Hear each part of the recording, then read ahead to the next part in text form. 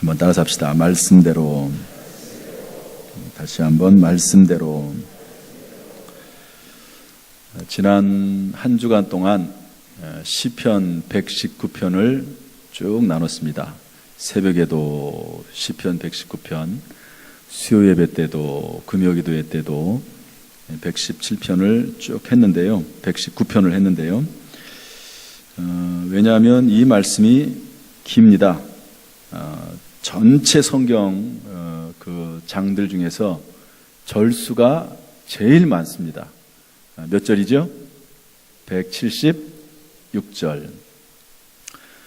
제가 이제 새벽에 계속 말씀드렸지만 이 176절을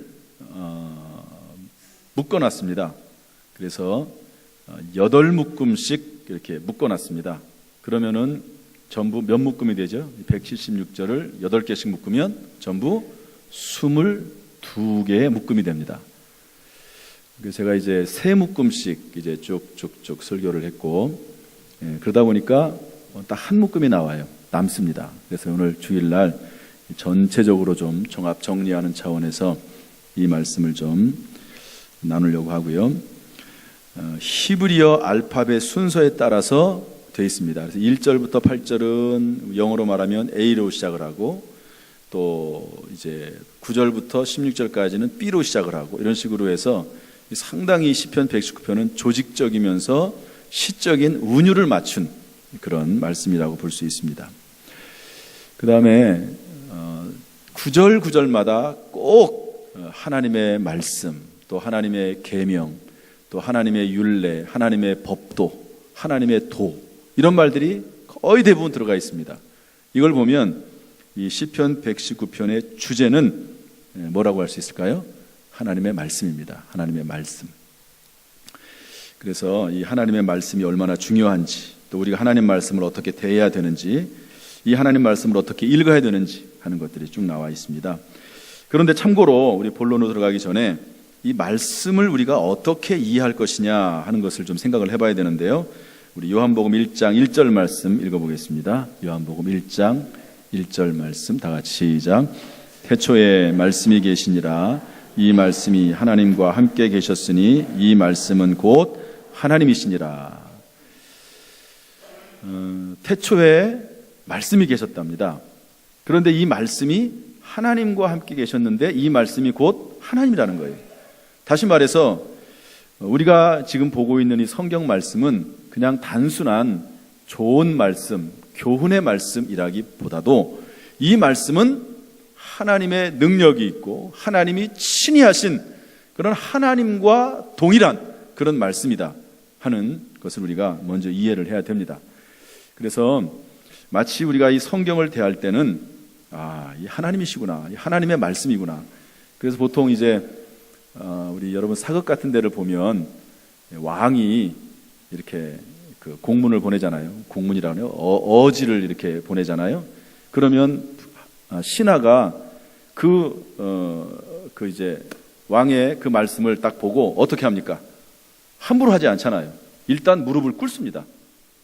별거 아니잖아요. 사실 보면은. 그러나 그 공문은 왕과 다름이 없다. 이렇게 생각을 해서 최대한도로 신하가 예의를 갖춥니다. 그래서 옛날에는 이 성경 말씀을요, 우리가 함부로 성경책을 하지 않았습니다. 성경책을. 요즘은 뭐 성경책 뭐 그냥 함부로 하는 경향이 좀 있지만 이 성경책을 함부로 하지 않았거든요. 그래서 꼭 이 성경책 들고 다닐 때도 품에 안고 다니고 마치 하나님을 대하듯이 이렇게 성경을 대했는데 요즘은 뭐 거의 그렇게 하지 않습니다. 또 성경이 핸드폰에 보면 다 들어가 있어요. 또 핸드폰에.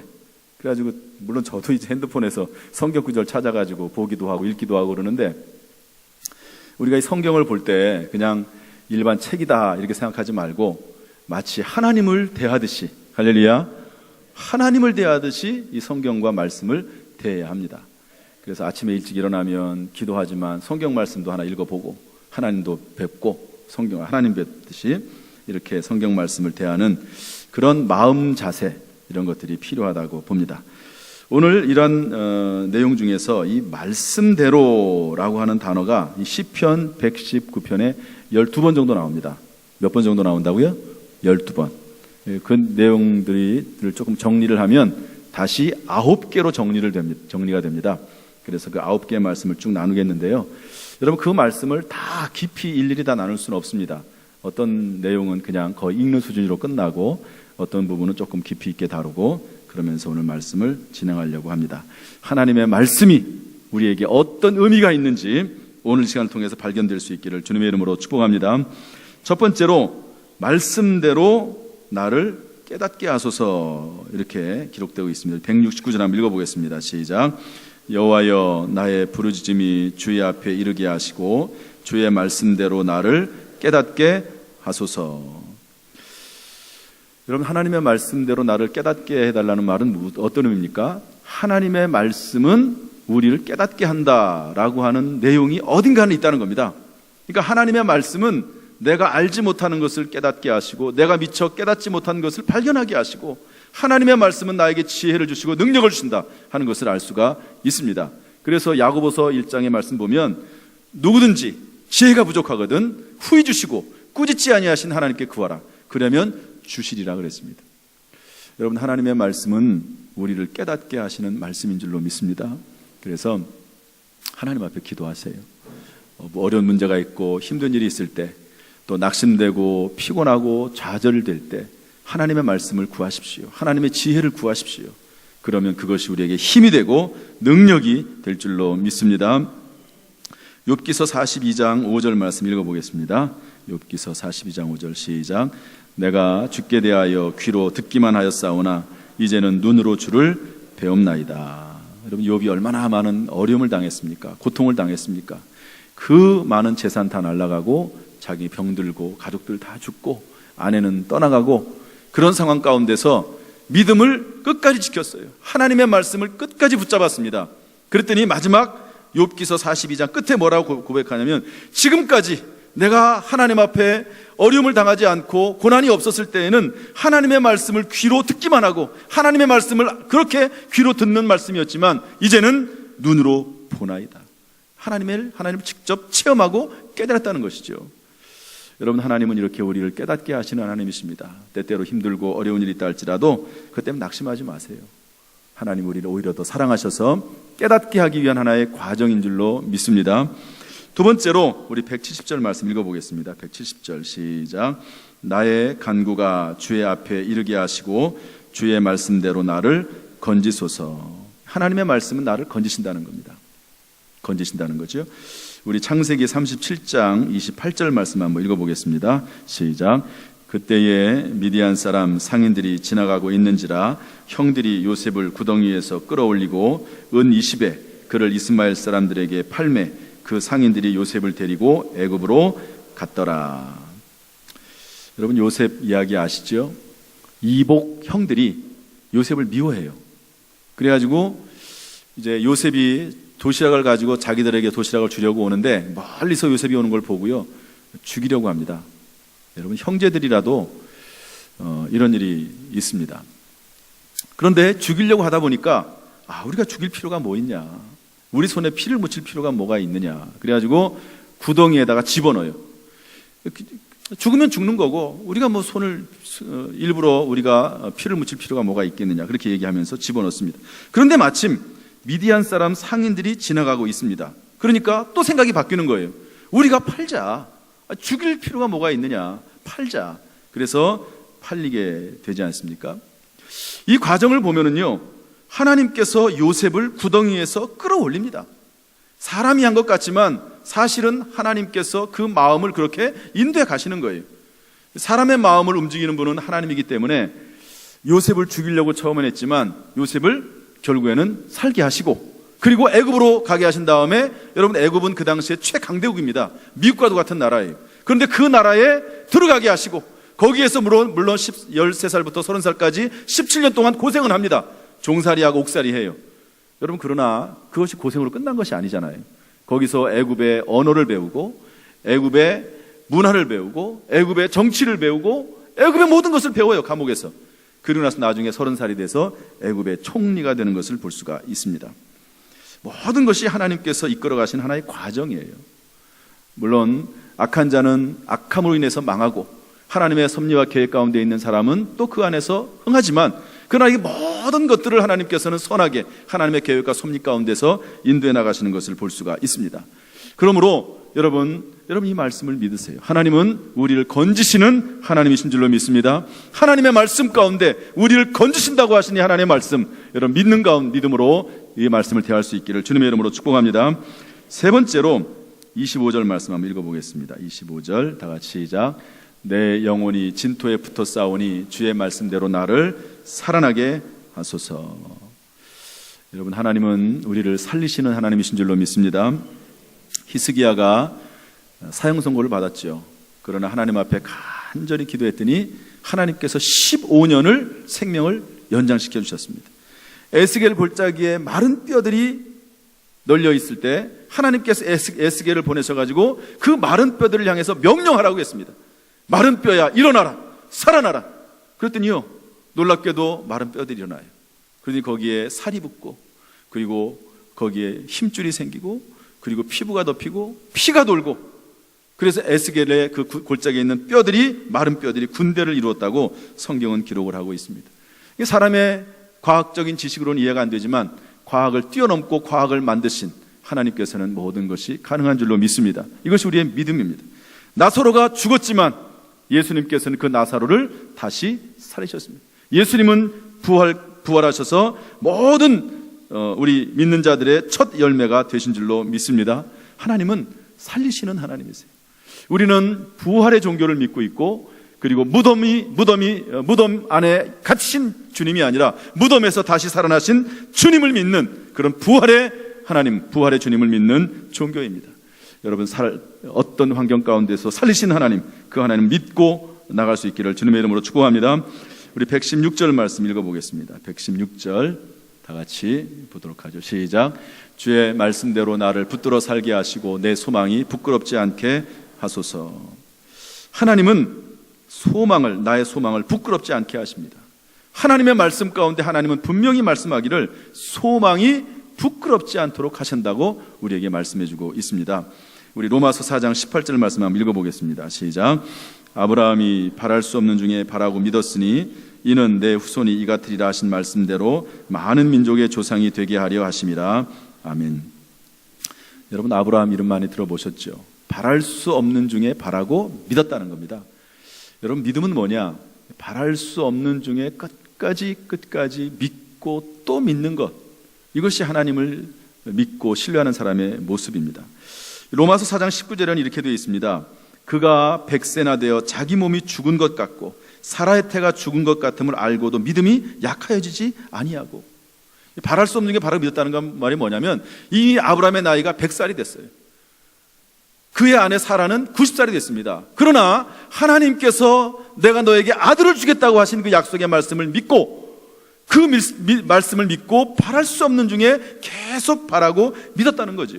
이미 태가 죽었어요. 우리가 한 가지 주의할 게 있습니다.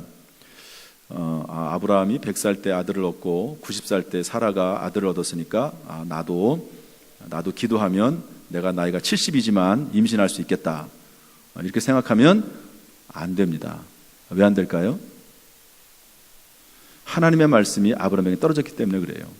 이것을 뭐라고 말을 하냐면 로고스의 말씀과 레마의 말씀이라고 합니다. 여기 기록된 이 말씀은 로고스의 말씀입니다. 누구에게나 다, 불신자들에게도 주어진 말씀이에요. 그런데 어느 날 이 말씀을 읽는 가운데 이 말씀이 나에게 감동이 되고 내 마음을 뜨겁게 울리고, 그리고 이것이 하나님께 나에게 주시는 음성이라고 분별이 될 때가 있습니다. 이것을 레마의 말씀이라고 그래요. 이 말씀은 나를 살리고 나를 변화시킵니다. 그래서 우리는 하나님 말씀 읽을 때요, 또 들을 때 가슴이 뜨거워져야 됩니다. 하나님께서 분명히 이 말씀을 나에게 주셨구나 하는 그런 음성을 들어야 될 필요가 있는 것이죠. 그래서 아브라함에게 하나님께서는 아들을 주겠다고 약속을 했습니다. 그 아들로 말미암아 천하 만민이 복을 받을 것이라고 약속을 했거든요. 그래서 그 말씀을 바랄 수 없는 중에 바라고 믿은 거예요. 이 말씀이 주어졌는데도 불구하고 믿지 않고 중간에 포기하는 사람이 있습니다.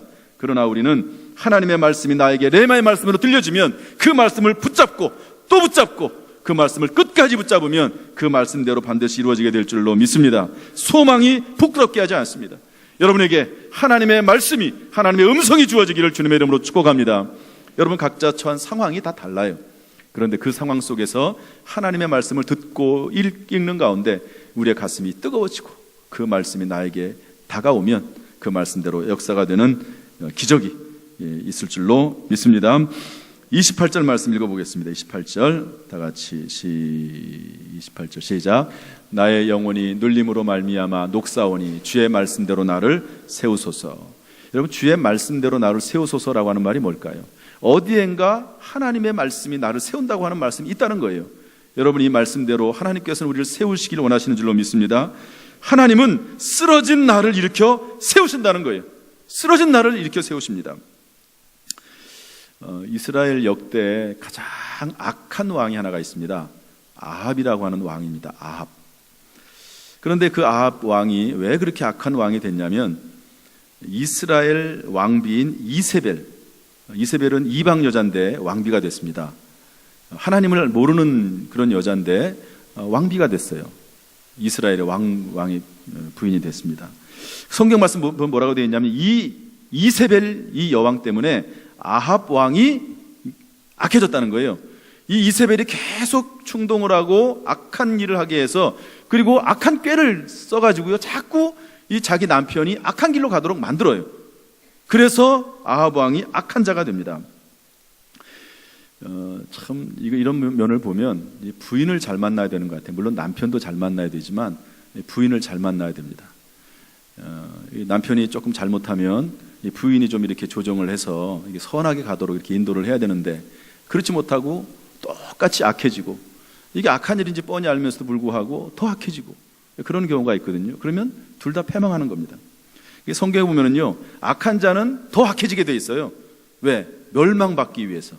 선한 자는 하나님께서 그 길을 돌이키셔서 선한 길로 또 인도해 가십니다. 어쨌든 이 이세벨이라고 하는 여자가 바알 선지자, 우상을 믿는 바알 선지자 450명, 아세라 선지자 400명을 자기의 상에서 먹도록 그렇게 했습니다. 뒤에서 이게 이렇게 후원을 해준 거죠.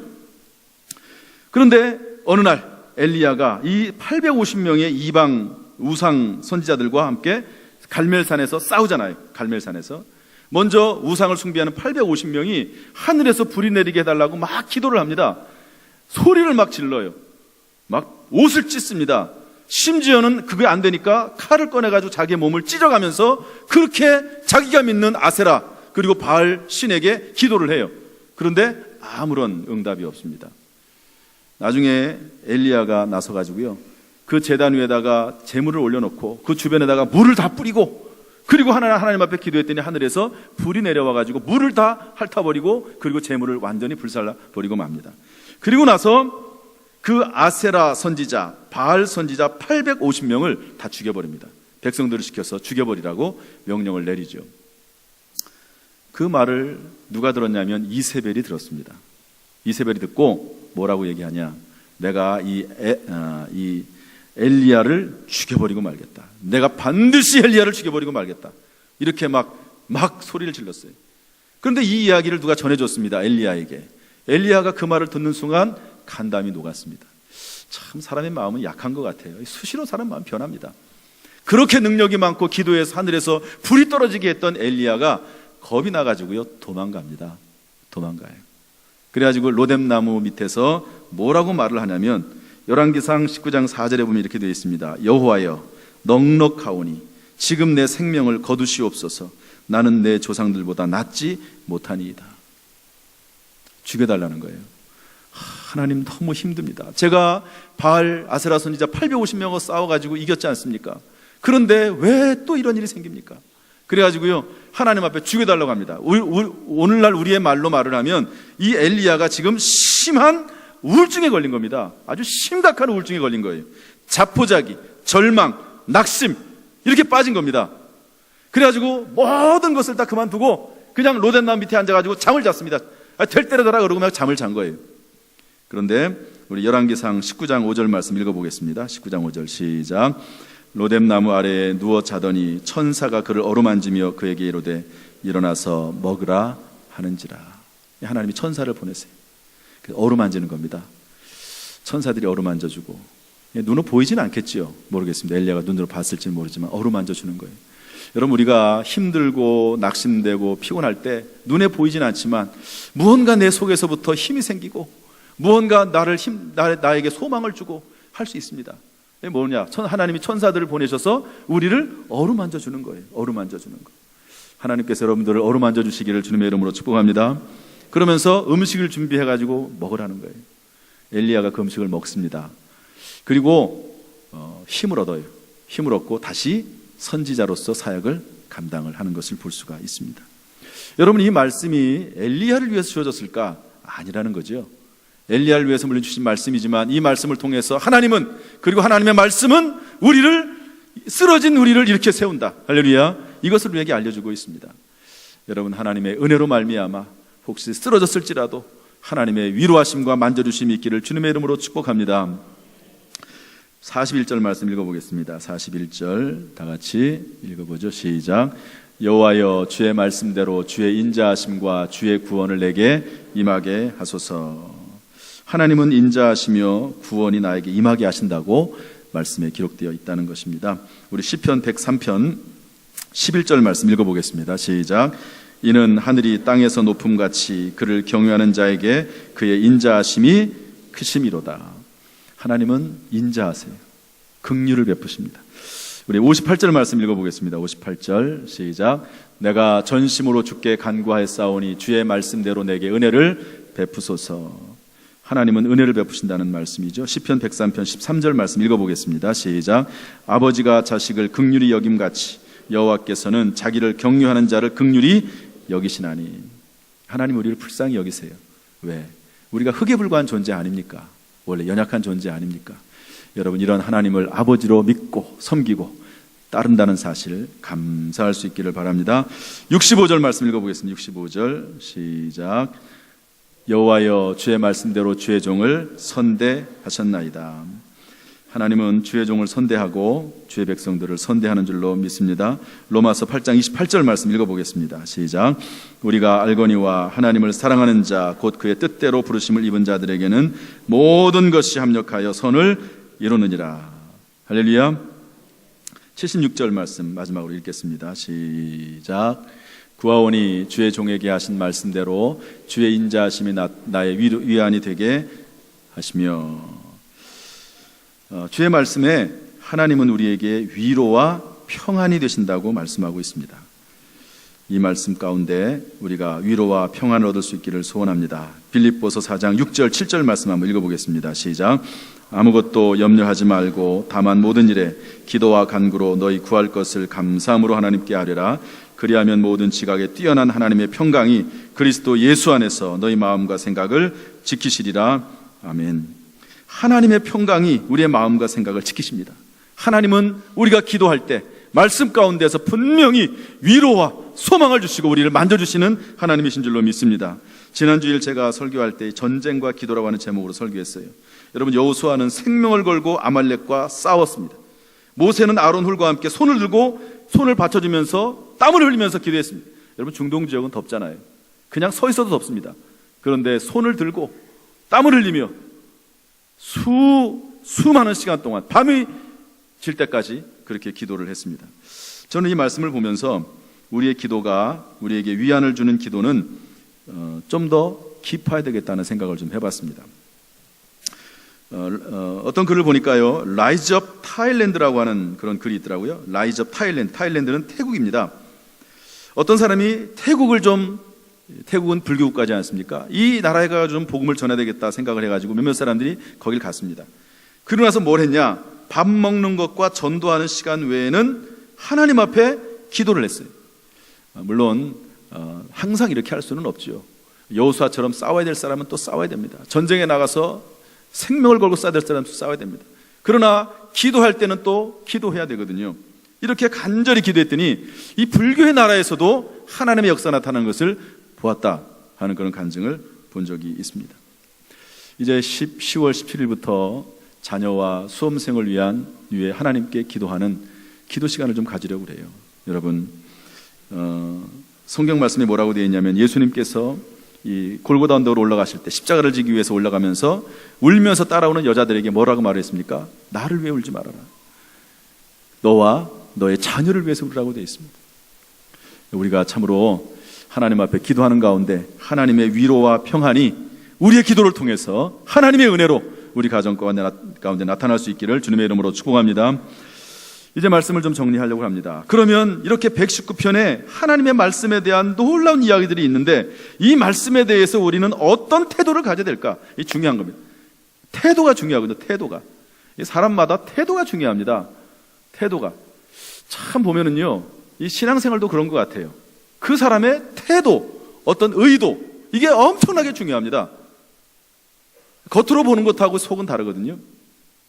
자, 먼저 우리 첫 번째로 누가복음 1장 38절 말씀 봅시다. 누가복음 1장 38절 시작. 마리아가 이르되 주의 여종이오니 말씀대로 내게 이루어지이다 하매 천사가 떠나가니라.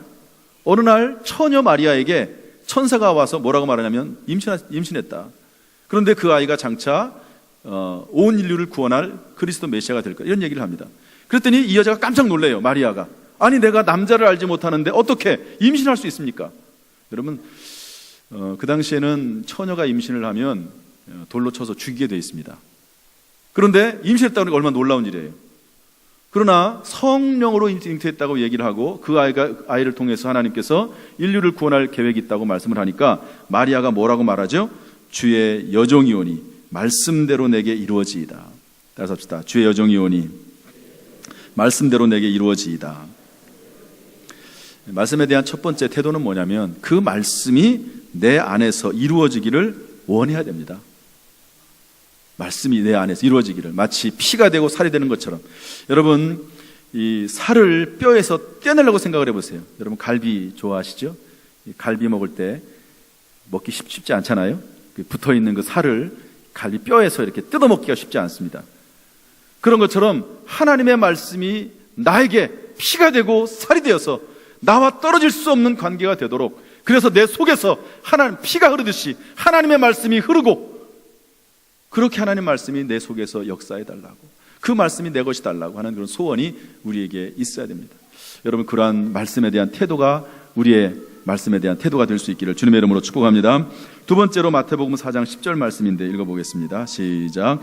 이에 예수께서 말씀하시되 사탄아 물러가라. 기록되었을 때 주 너의 하나님께 경배하고 다만 그를 섬기라 하였느니라. 사탄 마귀가 예수님을 끌고 높은 곳에 올라갑니다. 그리고 나서 온 천하를 다 보여주면서 나에게 절해라. 그러면 이걸 다 주겠다, 그렇게 말합니다. 그때 예수님께서 뭐라고 말씀하시죠? 사탄아 물러가라. 너의 하나님께만 경배하고 다만 그를 섬기라 하였느니라, 이렇게 말씀했습니다. 여러분, 말씀이 아닌 것은 단호하게 거절해야 됩니다. 할렐루야. 이게 말씀에 대한 태도입니다. 여러분, 요셉이 그의 주인의 아내가, 보디발 장군의 아내가 끊임없이 동침하자고 유혹하잖아요. 그때 어떻게 합니까? 단호하게 끊습니다. 하나님의 말씀이 아닌 것, 하나님께서 금하신 것, 십계명에 없는 것, 십계명을 통해 하지 말라고 하신 것, 단호하게 끊어버립니다. 그래서 하나님 말씀에 대해서는 그것이 내 안에 이루어지길 소원할 뿐만 아니라, 그리고 하나님의 말씀이 아닌 것은 단호하게 끊을 수 있는 그런 믿음이 우리 가운데 있어야 될 줄로 믿습니다. 예레미야 42장 5절 말씀 읽어보겠습니다. 예레미야 42장 5절 시작. 그들이 예레미야에게 이르되 우리가 당신의 하나님 여호와께서 당신을 보내사 우리에게 이르시는 모든 말씀대로 행하리이다.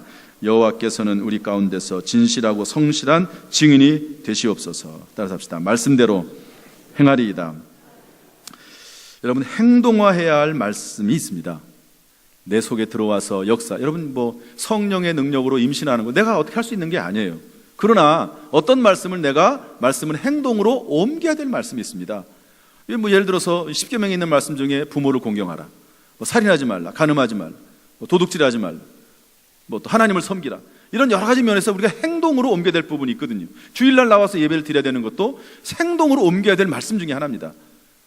그런 것들은 행동으로 이행해야 됩니다. 야고보서 2장 26절에 보면 행함이 없는 믿음은 죽은 믿음이라고 했습니다.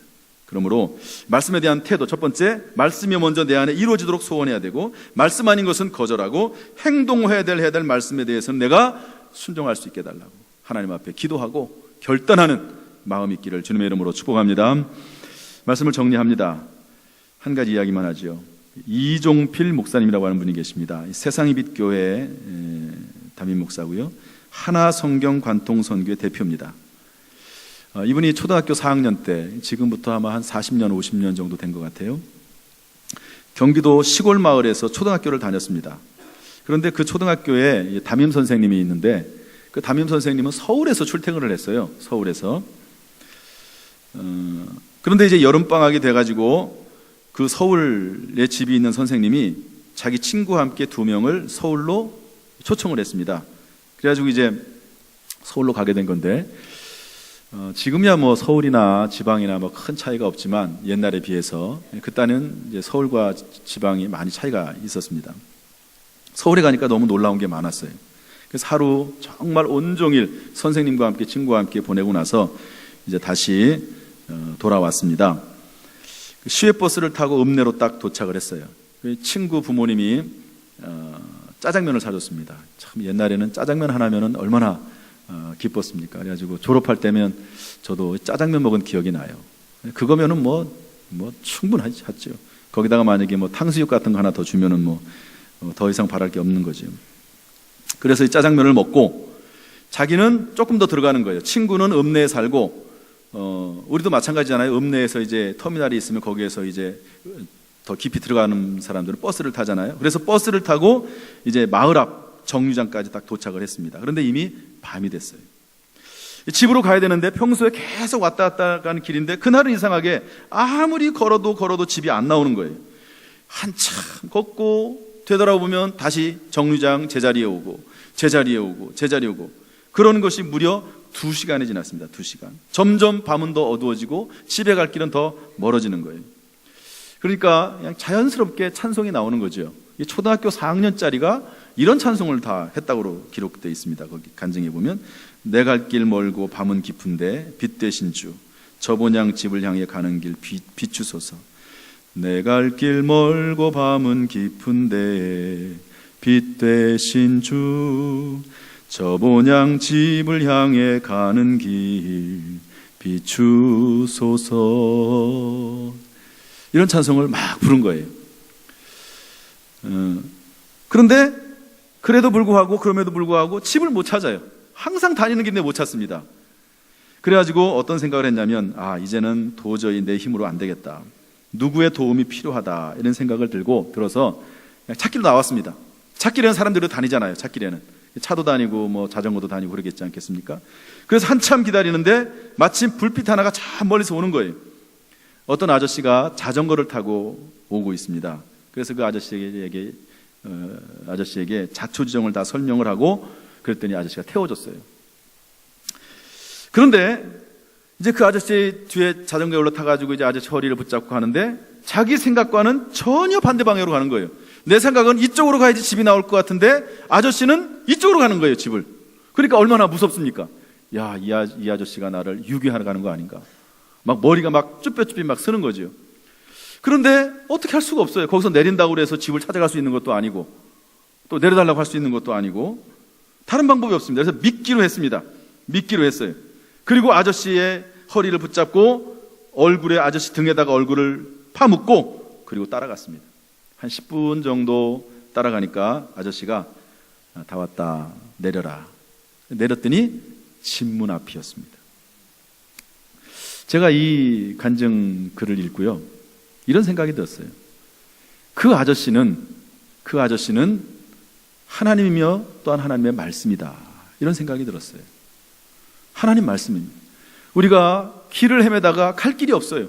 그런데 하나님의 말씀을 만나서 그 하나님의 말씀을 붙잡고 그 말씀 따라가면 우리가 원하는 곳, 그리고 하나님이 원하는 곳, 집, 그곳에 도착할 수 있다 하는 것을 제가 그 간증을 통해서 알았고 다시 한번 확인할 수 있었고, 그런데 또 한 가지는 뭐냐면요, 여러분 그 아저씨의 허리를 붙잡고 자전거를 타고 가는데 어떤 마음이 들었죠? 의심의 마음이 드는 거예요. 이 아저씨가 나를 유괴하는 거 아닌가?